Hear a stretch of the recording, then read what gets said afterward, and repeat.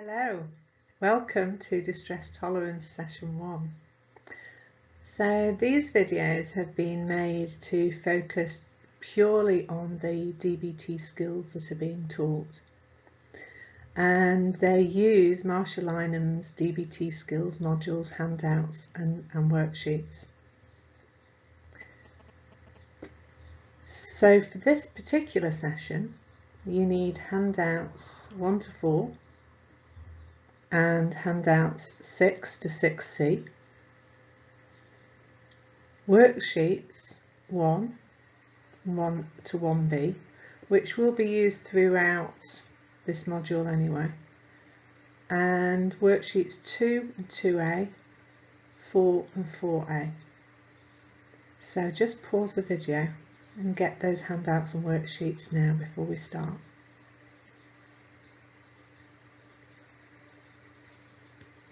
So, having your handouts and worksheets at hand, then what I want you to do is I just want you to be in the best possible place to get the most out of this video. So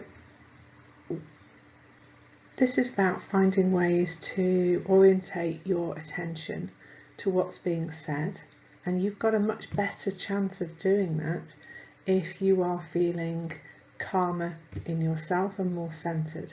So what I want you to do first and foremost is just give yourself a bit of a scan from the top of your head down to your tips of your toes. Just see what you notice. Is there any part of you that sort of needs to move a bit? Maybe be a bit more upright. When we're more upright, we pay more attention, we're more alert. Do you need to change your posture? Do you need to change where you're sitting? So lying down, really comfortable and appealing, but possibly not the best way of being alert. It's more likely to make you go to sleep. Okay. So now that we are all alert and ready, without further ado, we will look at Distress Tolerance 1.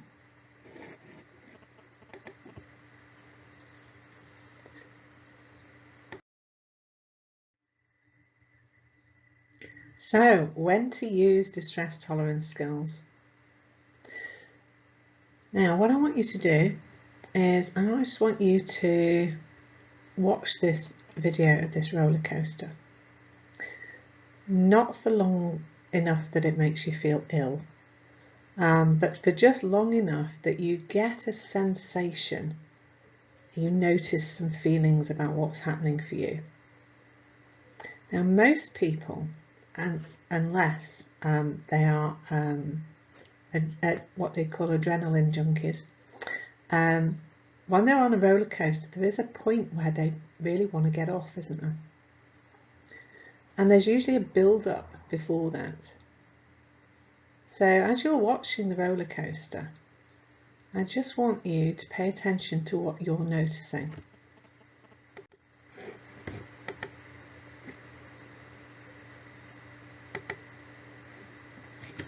So I want you to note down what your thoughts are. What's coming into your head right now? Your emotions, body sensations. Is there a thought that you want this to stop? And what's the urge? Most people's urge when they're feeling overwhelmed, when things are getting too much for them, is like, I want this to stop, I want to get off.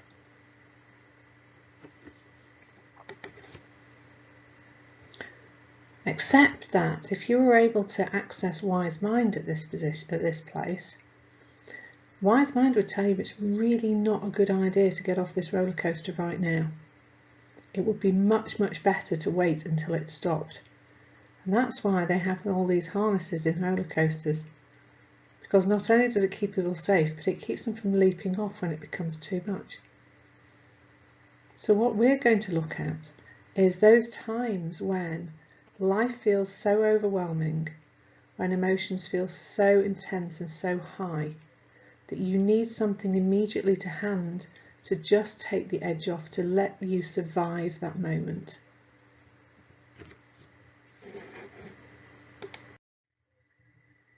So the times when you use these skills are when you're in a crisis. These skills are not everyday use skills, though some of them can be used in everyday situations. But when they need to be applied, it's for crisis situations. When you're in a situation that's highly stressful, that's short term, and is creating a pressure to resolve it now. So it's like that, I've got that urge to do something now. And when you're in intense pain and you're wanting to act on these emotions, but you just know this is going to make the situation a lot worse. Because when emotion mind threatens to overwhelm you, arousal is extreme.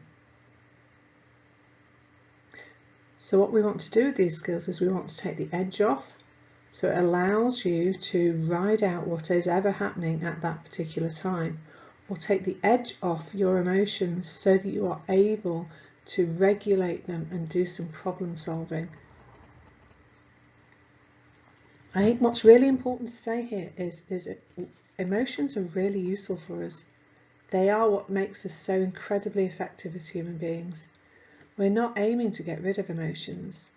What we need to do is we need to reduce the intensity so that they are effective for us, so that they're working for us rather than dominating.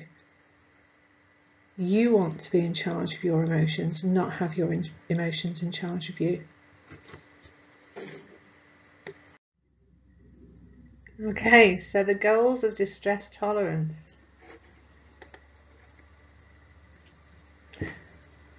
The top one is to survive crisis situations without making them worse, and I am sure you have all done this because I most certainly have. So you're in a crisis, and because you're feeling so anxious, panicky, overwhelmed, angry, really strong emotions, what you do is you act on those urges, and suddenly the situation, which was pretty bad anyway, becomes a whole lot worse. So just pause and just jot down a couple where when you look back on it you think, ooh, I really wish I'd had some tools at that point to do something differently, because I know in reacting I made the situation worse for myself.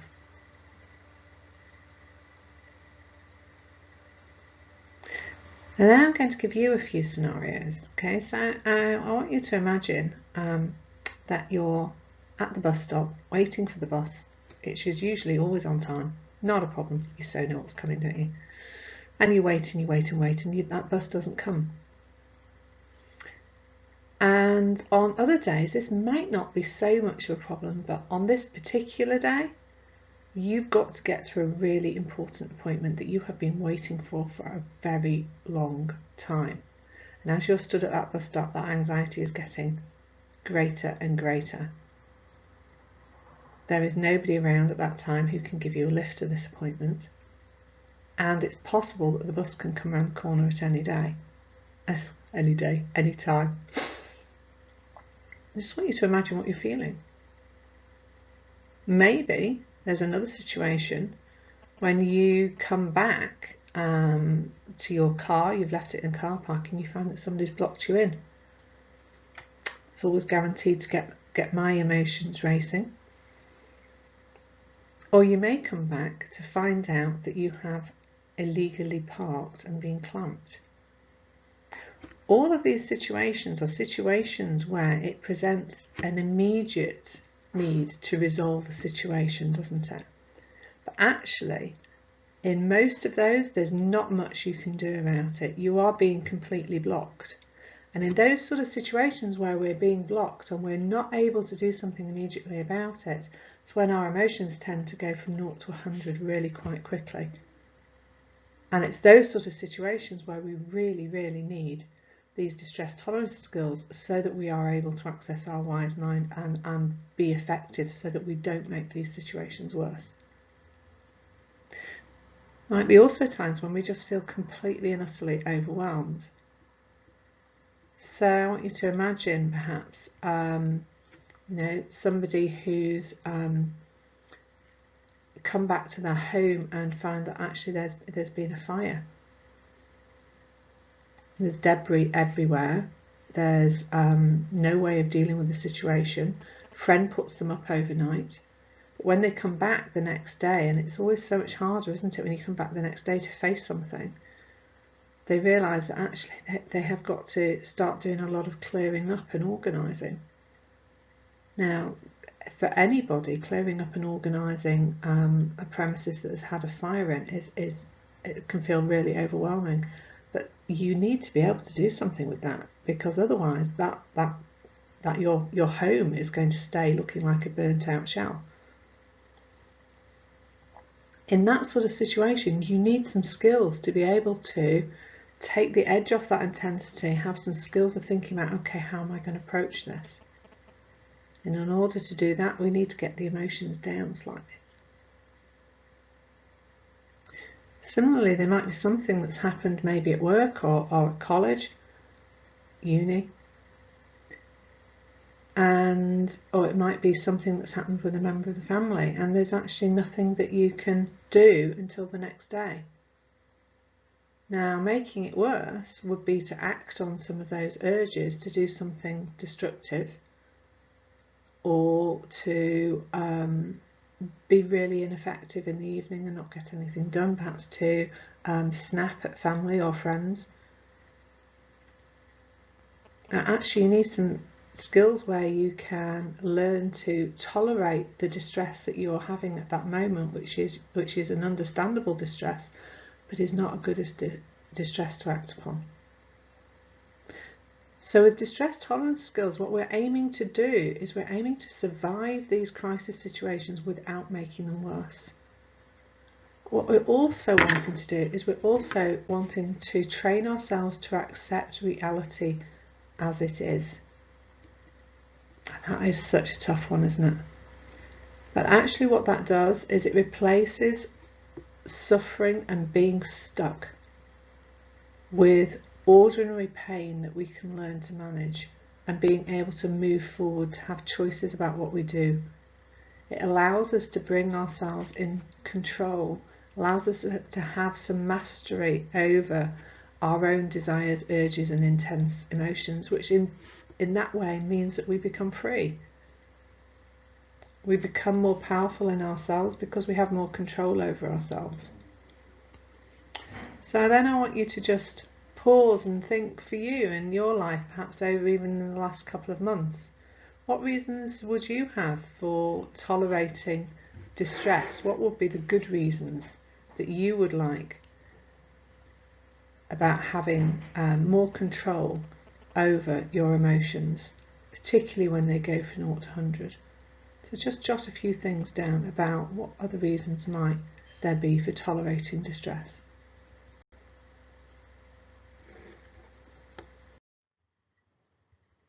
Okay, so how do we know when the skills are working? This is a really important question, isn't it?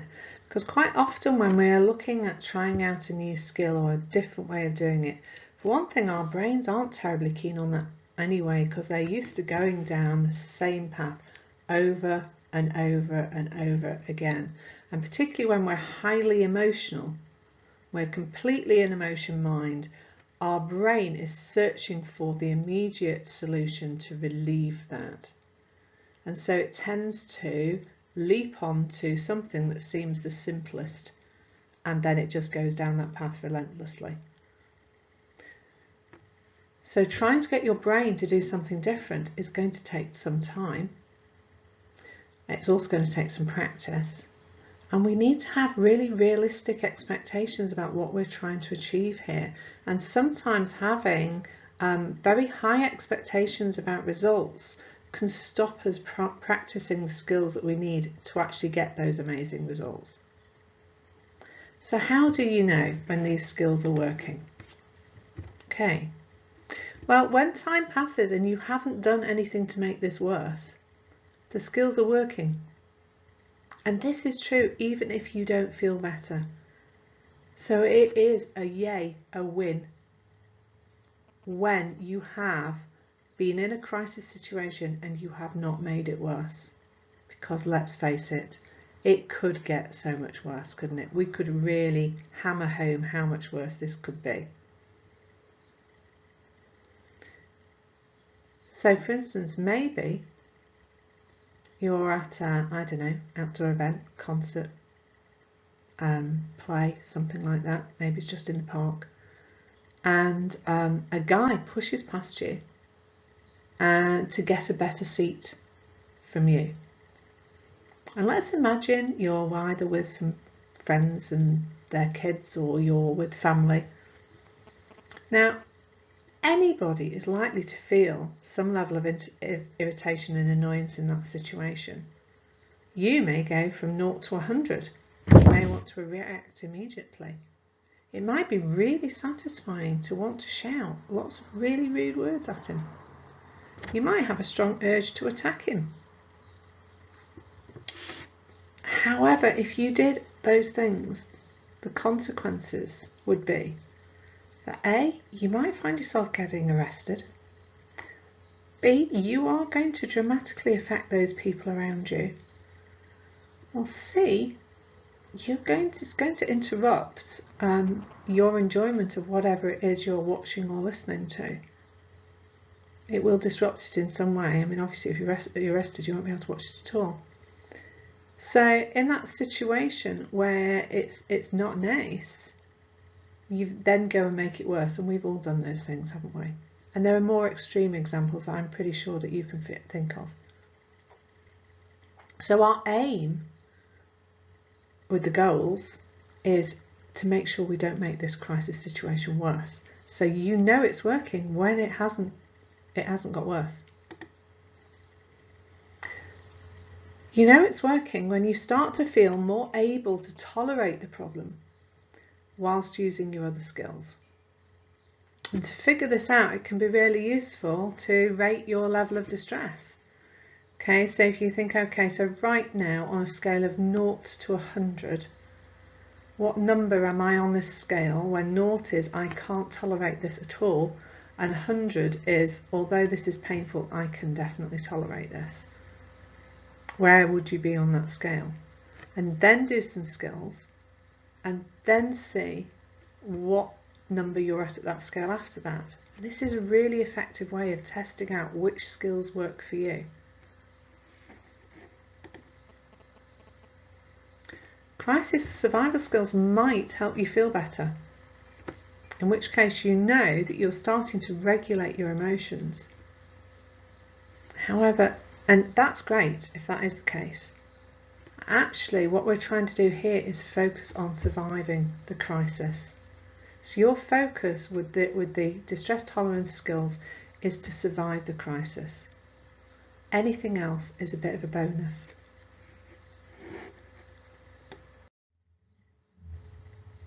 So the skills that we're going to be focusing on in this session of Distress Tolerance 1 are the stop skills and the TIPP skills.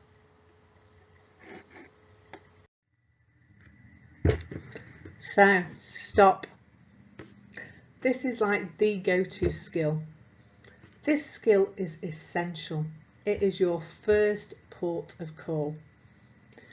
Because when our emotions go from 0 to 100 in what feels like a millisecond, our brain, thinking part of our brain, goes completely offline.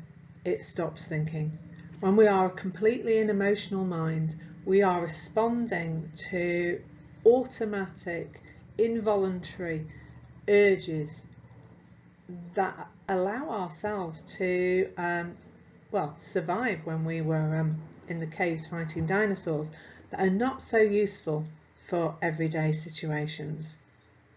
So what we want to do is we want to be able to access that thinking part of our brain. We want to be able to access wise mind, and in order to do that we need to allow our brain some pause time. So stop is essential. So this is completely stop. This is stop, freeze, don't move a muscle, do not react. Okay, so I just want you to just practice that stop. Freeze. Don't move a muscle. Do not just react. Now, in order to do this, we need to find a way of embedding this stop sign in your brain, because your brain wants to go down the same path that it's always done. Our brains are not great at wanting to absorb change and new information, so they really like to go down the simplest route. So this takes practice to do this, and when we're practicing, we really need to continually go back to this stop sign at all times, so that when we have a crisis situation, your brain goes to the stop sign and it doesn't go to those urges that it normally wants to go to. So in order to do this, we need to look at what sort of stop sign would work for you. And that's going to be individual for all of you, because some of you are going to be very visual people, some of you are going to be more auditory, some of you might be people who actually work best with sort of kinesthetic. So by that I mean sort of more behavioural, more feeling types of sensations. So I'm going to show you all of them, okay, and then you can pick what feels good for you. So this is one of my favourites. Okay, so some people like a flashing stop sign. Felicia beacons everywhere. Okay. This is amazing. Okay, so this sort of combines something else, because it combines movement and that hand, and that's a really powerful. So if you just do that, stop with your hand, it's a movement. So just try that now. Stop. What was your voice like? Was it strong enough? Try it again. Stop. Now obviously if you're in a crowded place, it's possibly not a great idea to do that, because you're going to attract some different attention that you might not want. What you can do is you can do a pushing movement with your hand. So you can just sort of push your hand down and up. So you've got your hand like this, like that. It'd be good if I actually put it in the camera, wouldn't it? So try a few things, see what works for you. There are lots and lots of images on the internet. Maybe have one on your phone. Maybe have it as the cover of your phone. Maybe a moving image with a face works better for you. The stop sign. I love the way she's shaking her head. And I put this one because I just really like it. Now, some of you might be more auditory. So that means that you respond better when you can hear something. And there are a lot of songs on the internet that have the word stop in them. So I have found a few. You will probably find a lot more that suits you better, but I'm just going to play you this one.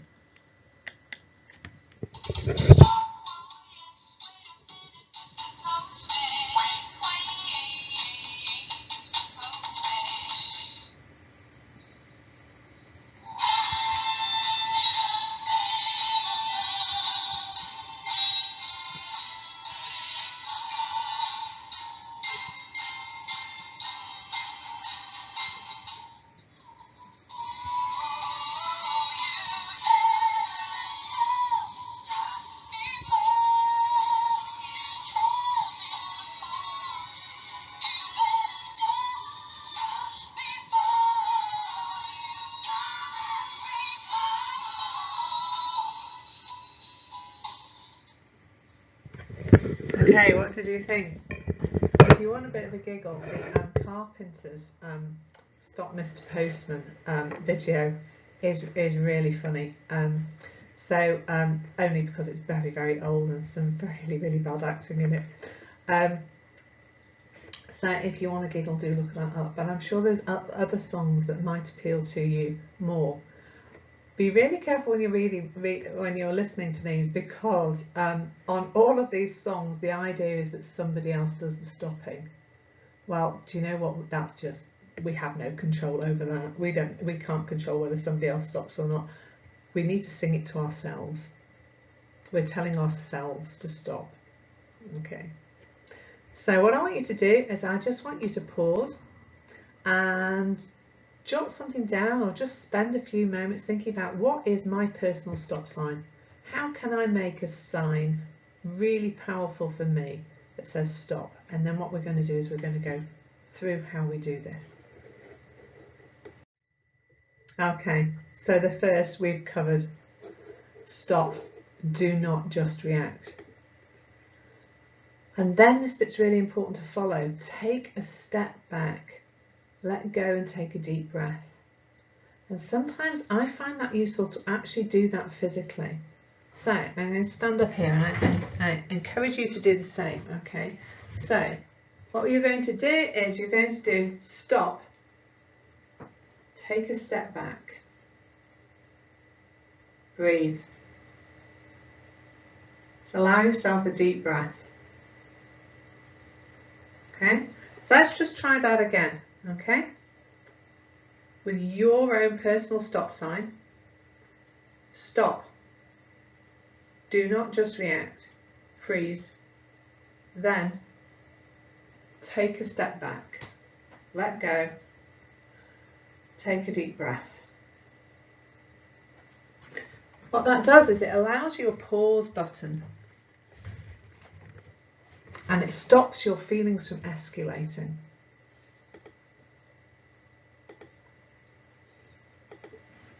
And then observe. Notice what's going on inside and outside of you. The feelings and thoughts, the sensations you're having, you're noticing them. You're not becoming absorbed in them. You're noticing what it is you're feeling or you're thinking, the sensations that you're having. And observe what's going on for other people, because if you're able to take in more information, it gives your brain more to work with, to think about what you need to be doing in this sort of situation. And then what you're going to do is you're going to be able to proceed mindfully, to act with awareness, so that you are fully conscious of what you're doing and being able to access and use wise mind. And a useful tip is to, when you sort of do the stop, the step back, the take a deep breath, the noticing, and just ask yourself, what would wise mind say right now about this situation? Think about your goals. Think about your long-term goals and what you want out of life. Because when we're in a crisis and we're going from 0 to 100, what we're reacting to is a short-term need or urge to try and get rid of something, to escape from something. That's just an automatic urge. And what we do in those particular times is we forget what our long-term goals are, what it is we are actually trying to achieve with our lives. So when you're asking wise mind, think about, what are my long-term goals? How is what's happening now, or how I'm reacting now, going to help me achieve those long-term goals?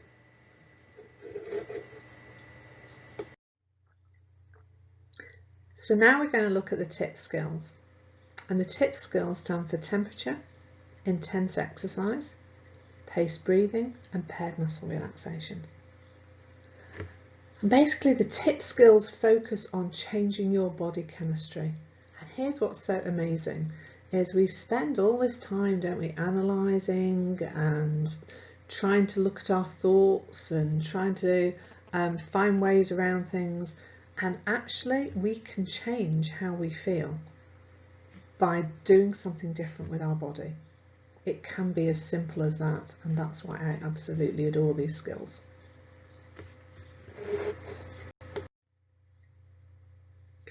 So the first of the TIPP skills is temperature, and this is about the using the mammalian dive reflex, which is fascinating.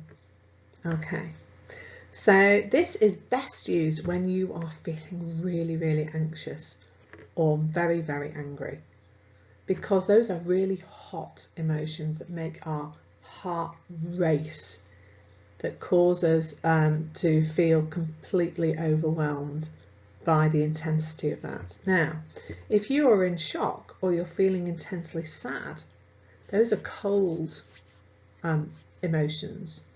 And really what you're wanting to do is to sort of warm yourself up. So the temperature with the mammalian dive reflex is really, really useful for those times when you are highly anxious, feeling quite overwhelmed, really angry. Okay, and this is just fascinating because this is something that all mammals have, and because human beings are mammals, we have it too. It evolved to prevent mammals from drowning. So basically what it does is this reflex allows us to stay under the water for a lot longer than you would imagine you could do. It's involuntary, it's automatic, it's something that just happens, and it's designed to conserve oxygen and protect, most importantly, the brain and the heart. So what happens is when we plunge underwater, the cold water hits our face, particularly around the eyes and the forehead, and we hold our breath. Those two actions together trigger a reaction, which means that all our blood vessels constrict to pump all the blood to our heart and our brain, and our heart rate drops. It reduces, and it can reduce quite dramatically. So when the heart rate is reducing, it can reduce to about 10 to 25%, and that means that we do not need as much oxygen, and we don't need to take another breath as soon as we would normally. So it's really quite remarkable how this happens. And because our heart rate has come right down, we don't need as much oxygen, then what happens is it relieves that intensity of that current emotion. Now there's a really interesting YouTube video, it's called Adventures in Cold Water - Testing the Dive Reflex. And it's a guy who is basically wires himself up to a heart monitor, has a bowl of water, sticks his head in the bowl of water and shows you what happens.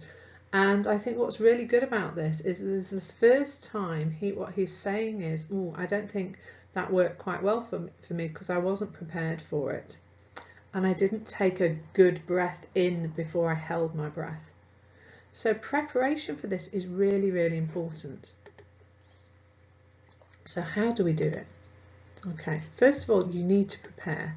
Okay, so fill a sink or big bowl with cold water. If you've got ice to hand, put some ice in it. So basically the research shows that the colder the water, the better. So for those of you who do not want to plunge your head into a bowl of iced water, and there are some of us out there, what you can do is you can wet a tea towel, scrunch it up, put it in the freezer, or you can put some ice packs in the freezer. And then what you can do is put another tea towel over your face that's dry, so that the frozen tea towel's not going directly on your face. It's the same with the ice packs, and put those on your face instead. So take a deep breath before you plunge. So that goes back to, you need to be prepared for this.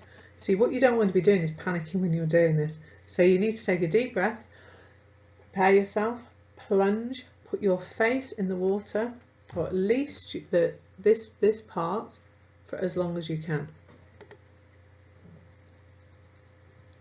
Now if you're just doing this with ice packs or with frozen tea towels, remember that when you put that on, you need to take that deep breath at the same time, or preferably before.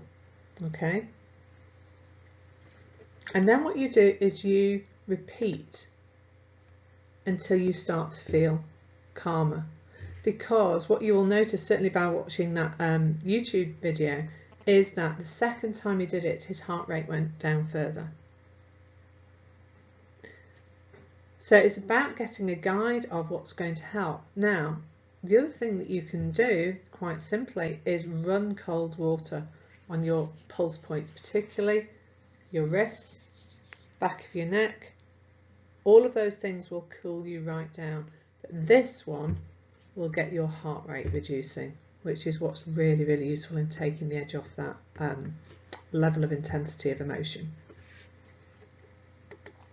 So I just want to highlight that these images are by Ellen Forney from her book Rock Steady.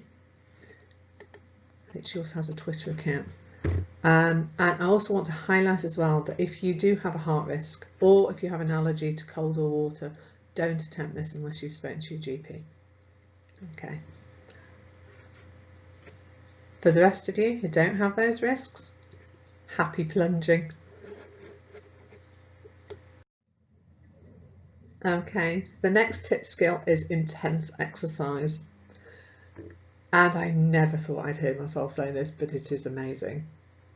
So, after being a long-term avoider of any sort of physical exercise, and being somebody who really, really does prefer the sofa to anything remotely active,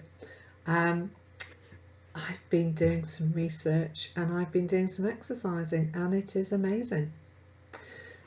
So what's fascinating about intense exercise is that you get a positive mood change even after just a single bout of exercise. The research being done has worked with 20 minutes. Okay, so the results are coming from 20 minutes, one-off bout of exercise.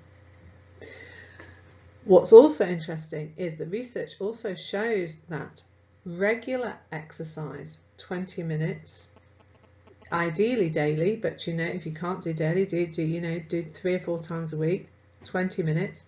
What it does is it reduces the effects that we have when we confront something that's fearful. Okay, so what happens is it reduces that fear reaction, and has been used as treatment for PTSD with some great results. So that's people who are using exercise solely as treatment for PTSD.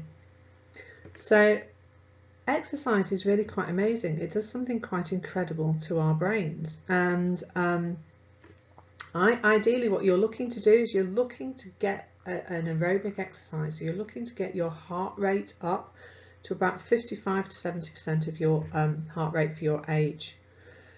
Now, I really want to put a caution in here. If you have not done any exercise, like I haven't, for years, you are likely to therefore have some possibly unrealistic expectations of what your poor body can do immediately. So I want you to bear in mind that if this is you, that your muscles and joints have not moved in the way you want them to for a long time. Therefore, thinking, hey, I'm going to capitalise on this, I'm not going to do 20 minutes brisk walking, I'm going to do 2 hours. Thinking like this when your body's not used to doing 2 hours of brisk walking is going to leave you in a crumpled heap the next day, and possibly feeling even worse the next day, the day after that. So this is about pacing yourself and starting small steps. Okay, get your body used to what you're asking it to do. Now on the plus side, if you're really, really unfit, getting your heart rate to 55 to 70% of your sort of usual capacity for your age is relatively easy when you're unfit. It goes up really quite quickly. So just watch that and look at what's going to work for you, because this is the other important thing here, is think about what sort of exercise appeals to you most. Now, quite frankly, for me, no exercise appealed at all in any way. So I had to go with the coping skill of just do it. Choose something, just do it. Didn't really matter what it was, because I knew that I was unlikely to enjoy it anyway. So it was just a case of just do it. The only thing I drew a line to was swimming, because that's just not going to happen. Okay, now here's the thing. If you go for a traditional exercise like a brisk walk or cycling, and you do it in the countryside, the benefits double, because that has been shown to not only reduce the level of intensity of our emotions, but it has also been shown to promote happiness. Win-win. Now what if you just really don't like exercise at all, and I feel your pain with that? What about dancing? Dance like no one's watching, and that in itself is very freeing when you're able to do that. And the way you need to do that is you need to lose the focus on you. What you need to do is you need to move your attention externally to the music and just go with that. And every time your attention comes back to you and you feel self-conscious, you go, no, no, no, brain. I want you to focus on the movement, on the music, and I am just going to move vigorously. Now, here's another top tip. If you combine it with singing, if you do dancing and singing at the same time, that activates the vagus nerve, which I will talk about a bit further in another session, and that switches off your flight or fight response. So your level of emotion will come right down. So 15 to 20 minutes of singing not only reduces your emotions, but also has an effect on pain, would you believe, as well? Who'd have thought it? Here we have a picture of somebody doing a bit of brisk walking in the countryside. And the next tip skill is paced breathing. Now, it's possible that some of you may already utilise this, and if you do, brilliant, and I hope this builds on that. There might be some of you just thinking, do you know what, everyone says do a bit of breathing, and it's never really worked for me. So what I want to say is this is very individual for different people, and you need to work for your strengths. And some people have difficulty breathing, particularly if they have a health condition. So you have got to find what works for you. And if just allowing yourself to focus on a breath in and a breath out works for you, then just go with that. I'm going to show you some other things that you can try. Now, what's really important is that our heart rate tends to increase when we breathe in and decrease when we breathe out, and that's because it's accessing different nervous systems. So when we breathe in, it's accessing the sympathetic nervous system, which is to do with your flight or fight. When we breathe out, it's accessing the parasympathetic nervous system, which is to do with shutting the flight or fight off. So if you can take a longer breath out than you do in, your heart rate will start to decrease. But you need to find the balance of what's right for you. Just even taking a breath. So if you think back to that stop skill of stop, freeze, do not make a move, do not just do not just react. Then the next one is take a step back, take a breath. Because when we take a breath, when we're breathing out, we're activating that parasympathetic nervous system, which shuts off our flight or fight. So what I don't want you to do is this. Because what you're then going to be doing is activating that flight or fight, because you're taking a huge breath in and a teeny tiny one out in a rush. So the secret to paced breathing is slow and calm.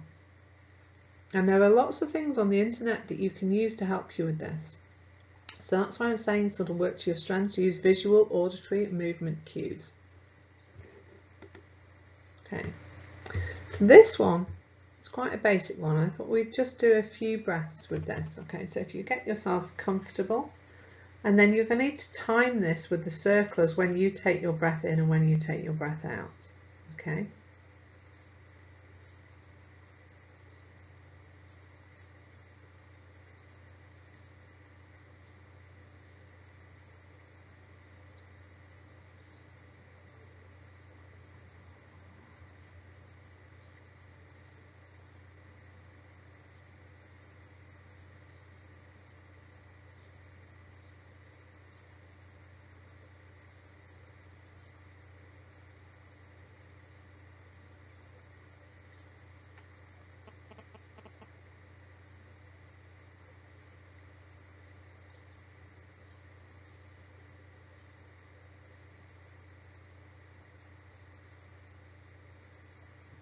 Okay, what do you notice?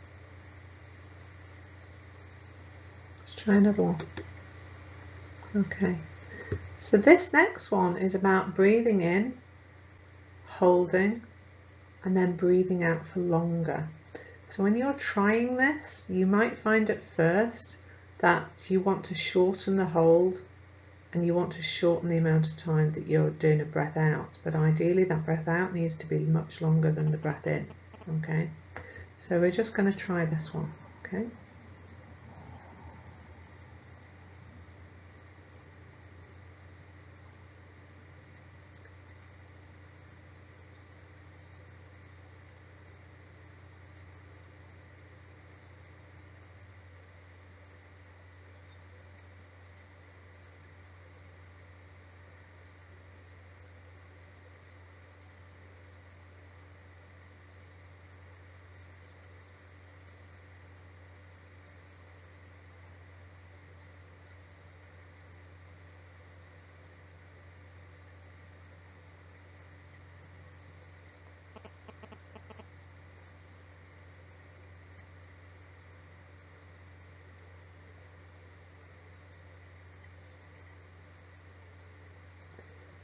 What are you noticing?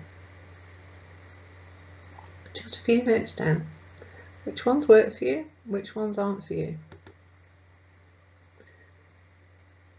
And if you want to find a lot of these, literally all you need to do is put pace breathing into Google and go onto images.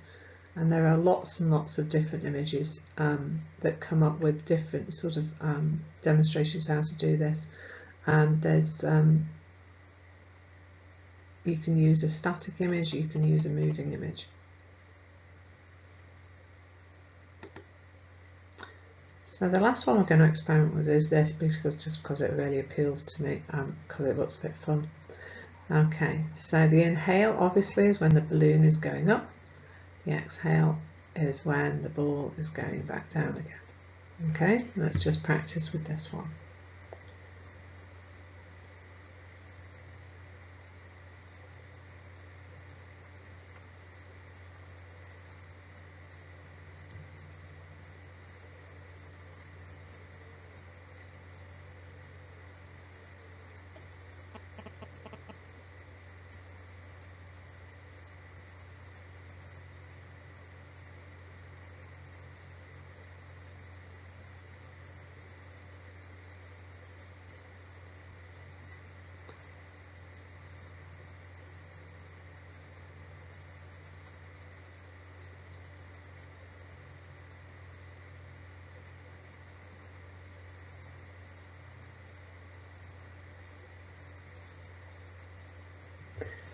Okay, so again, what do you notice? Do these work for you? Does it help having a visual aid? If you're more auditory, you might want to access some of the apps where they talk to you about taking a breath, because that might be easier for you to use as an aid to your pace breathing. For others of you, it might be that actually just sitting and breathing, you just feel too restless to do that. And so sometimes doing movement is really useful. So there's a really fabulous video on YouTube called 5 Minutes Tai Chi. And for those of you who know me, I have a very low boredom threshold. So 5 minutes is just perfect for me. But what it does is it's really slow movements to breathing.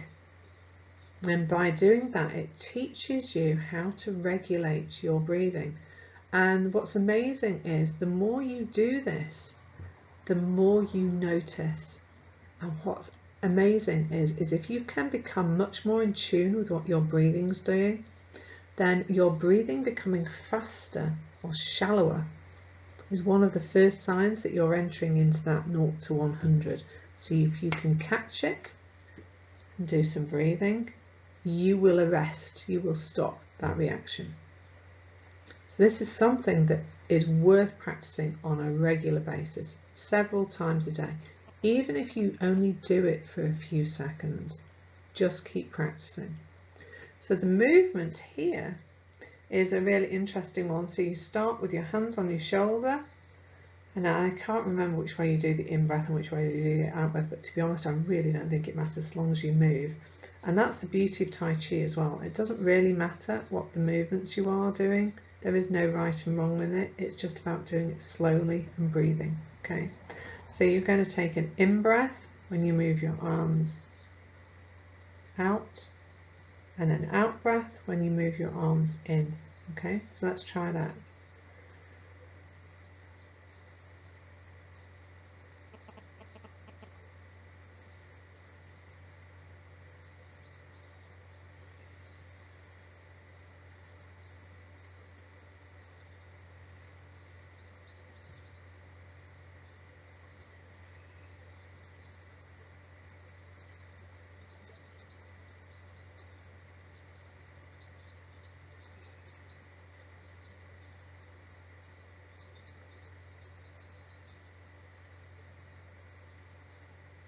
Okay, what did you notice?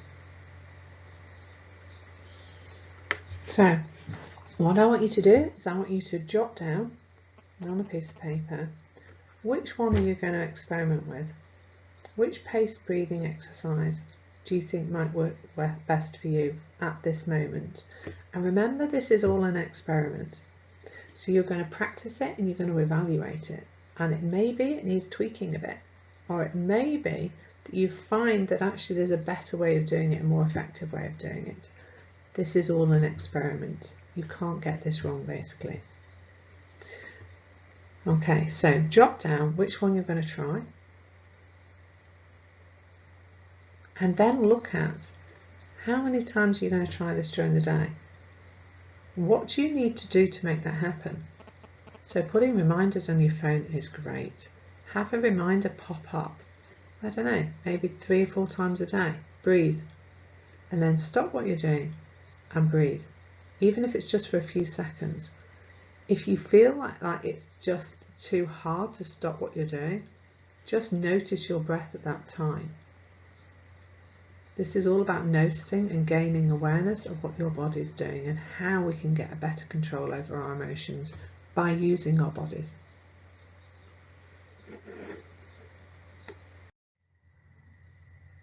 And the last tip skill is paired muscle relaxation. Now there are lots of these on the internet and they are free. My top tip would be make sure you listen to a sample of the voice before you go with it, because some of them are really irritating. And they're going to, that's what is irritating for me is going to be very, very different for what's irritating for you and vice versa. So find one that you like the sound of the voice too.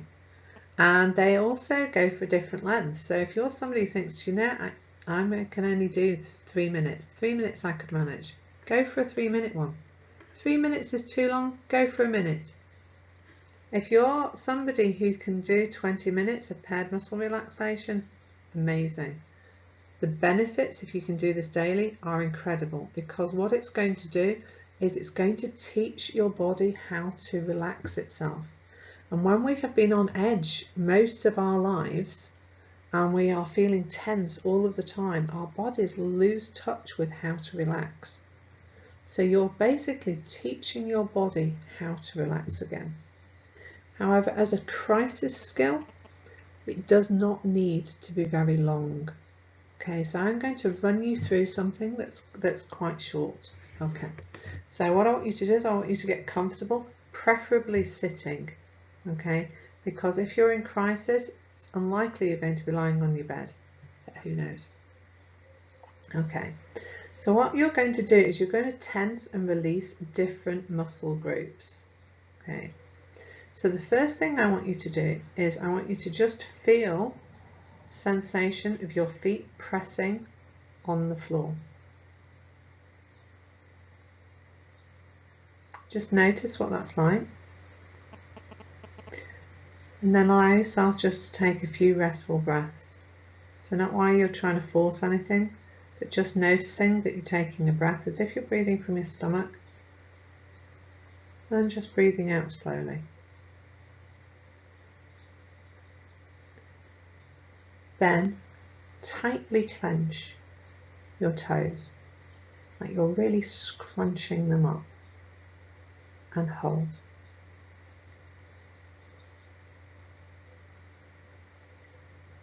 And then release. Just wiggle them about a bit. And then repeat. So you're going to clench them really tightly. And hold.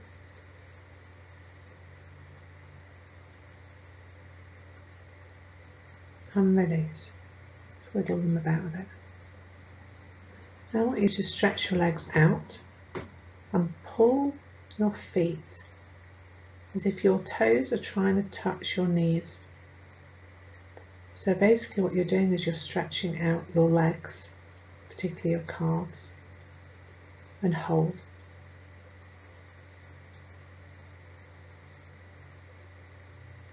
And then release.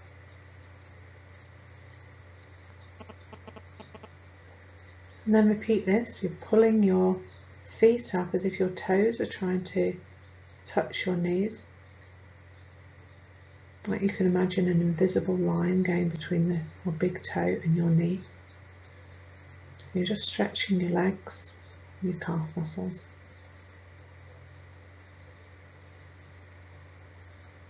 And just allow yourself just to relax again. Then I want you to focus on your stomach, and I want you to pull your stomach muscles in as if you're about to avoid an elephant standing on your stomach.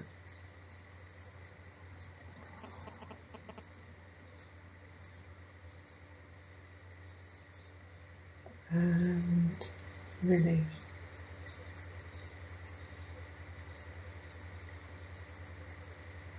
And then again, pull those stomach muscles in. Elephant's going to step on you. And hold.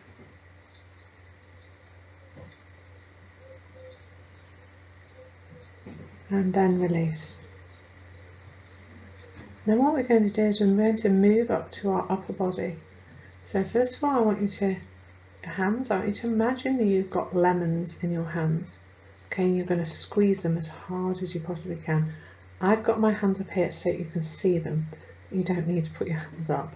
Okay, so I want you to squeeze as hard as you possibly can and hold.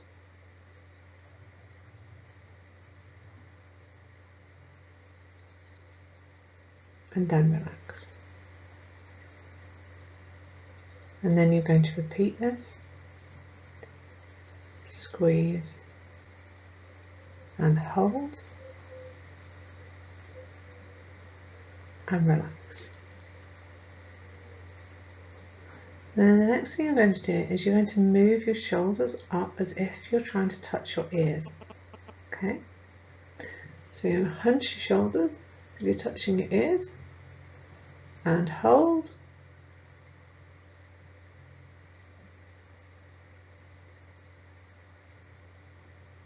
And then relax.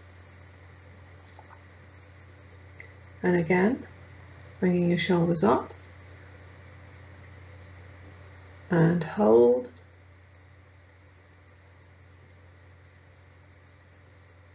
and relax. And the next thing we're going to do is we're going to stretch out our shoulders, our back and our arms. Okay, so I want you to put your hands forward like this, like thumbs up, like this. Okay, and then what your arms are straight, and then I want you to separate your arms and move your arms back like that.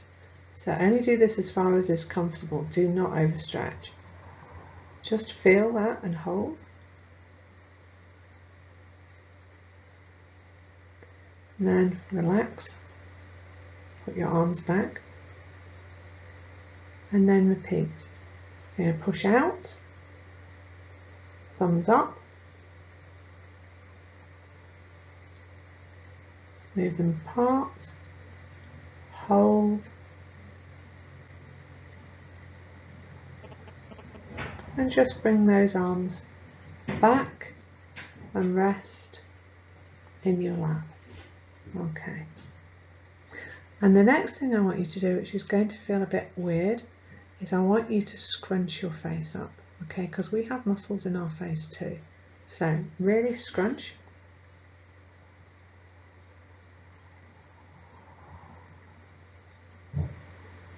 and release. Particularly, move your jaw down. And again.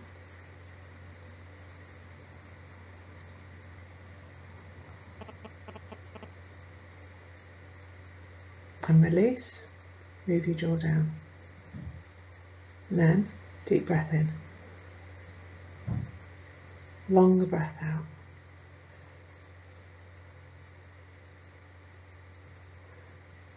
What do you notice? If you were to scan yourself from the top of your head to the tips of your toes right now, what are you noticing right now?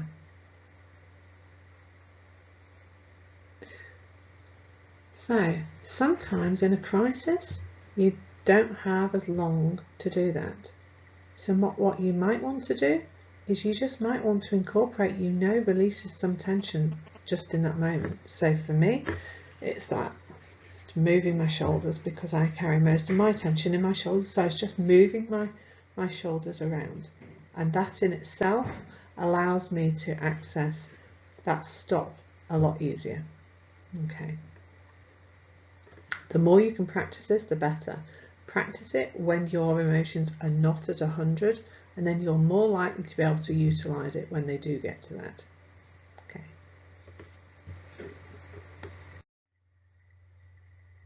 Okay.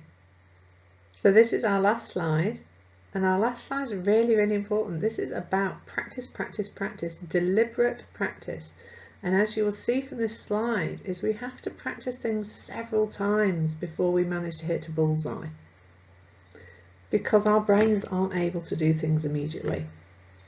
They need repetition, and they need an association that goes with that in order to keep doing something. So practice, practice, practice. So what I want you to do is I want you to jot down 3 things that you are going to practice this week and that you're going to evaluate. So you're going to be using those worksheets, going to be rereading through those handouts.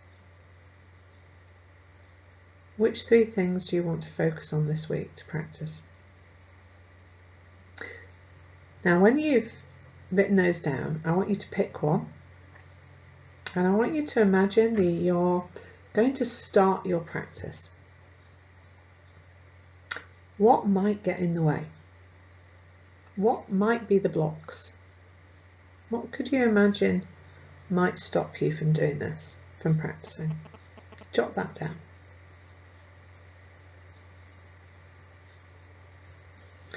And then what I want you to jot down is, at that moment, when you're experiencing that block, when something's getting in the way, what can you say to yourself? What could you do that would help? So for me, particularly with the exercise, it's I need to just do this. I need to not think about it, and I need to just do it. For you, it might be something different. That just do it is quite a good one, works for me. Find one that works for you.